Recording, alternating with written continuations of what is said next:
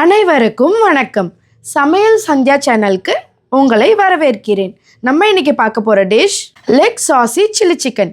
அதற்கு தேவையான பொருட்கள் என்னென்னு பார்த்துடலாம். மேலோட்டமாக அந்த டிஷ்ஷோட இன்க்ரீடியன்ஸை நான் எடுத்து வச்சுருக்கேன், அதையும் பார்த்துக்கோங்க. ஒரு வெங்காயத்தை கட் பண்ணிக்கலாம், ஒரு தக்காளியை கட் பண்ணிக்கலாம், ஒரு பஜ்ஜி மிளகாயை கட் பண்ணிக்கலாம், ஒரு குடை மிளகாயை கட் பண்ணிக்கலாம், 5லேருந்து 6 பல்லு பூண்டு எடுத்துக்கலாம், ஒரு லெமனை 2ஆக வெட்டிக்கலாம், கொத்தமல்லி தண்டையும் பொடியாக நறுக்கிட்டு கொத்தமல்லி இலையையும் பொடியாக நறுக்கி வச்சுக்கலாம். வெங்காயத்தாளுக்கு பதிலாக கொத்தமல்லியை நம்ம யூஸ் பண்ணிக்கலாம்.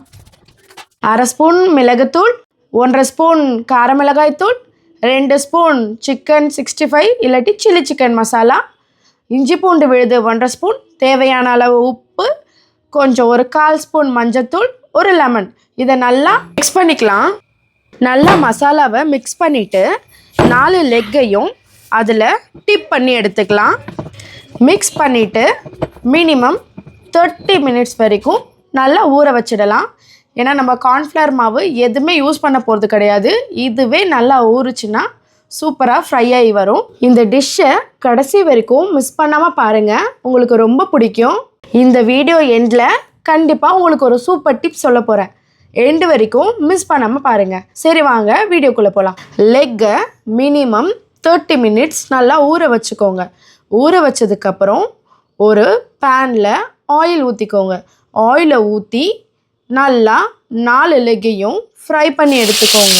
ஃப்ரை பண்ணி எடுத்ததும் அதை ஒரு பிளேட்டில் எடுத்து மாற்றி வச்சிடுங்க. மாற்றி வச்சதுக்கப்புறம்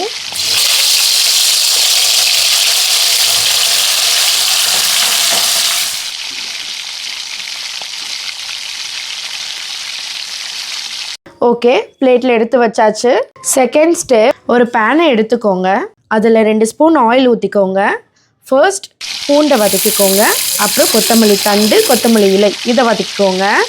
அப்புறம் வெங்காயம், தக்காளி இது 2த்தையும் வதக்கிக்கோங்க. இது எல்லாமே அரைவேக்காடாக இருந்தால் போதும்.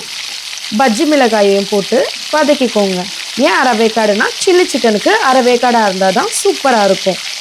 அதுக்கப்புறம் குடமிளகாய் அதையும் போட்டு வதக்கிக்கோங்க.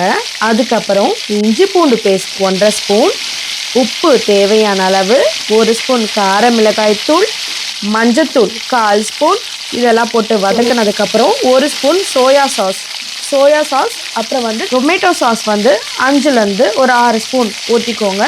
நல்லா மிக்ஸ் பண்ணிவிட்டு 5 மினிட்ஸ் வேக வச்சு கொத்தமல்லியை தூவி இறக்கி வச்சுடுங்க. இப்போ சுட சுடன்னு கமகமன்னு லெக் சாசி சில்லி சிக்கன் ரெடி. சாப்பிட்டு பாருங்க, வேற லெவலா இருக்கும். இப்படியே உசுப்பேத்தி உடம்ப ரணகலம் ஆக்கிட்டாங்க. இன்னைக்கு டிப்ஸ் என்னன்னா, குருமா இல்லாட்டி கறி குழம்பு இது 2த்துக்குமே கொஞ்சம் வெந்தயம், கொஞ்சம் கிராம்பு சேர்த்து தாளிச்சிங்கன்னா சுவை சூப்பரா இருக்கும். தேங்க்யூ ஃபார் வாட்சிங்.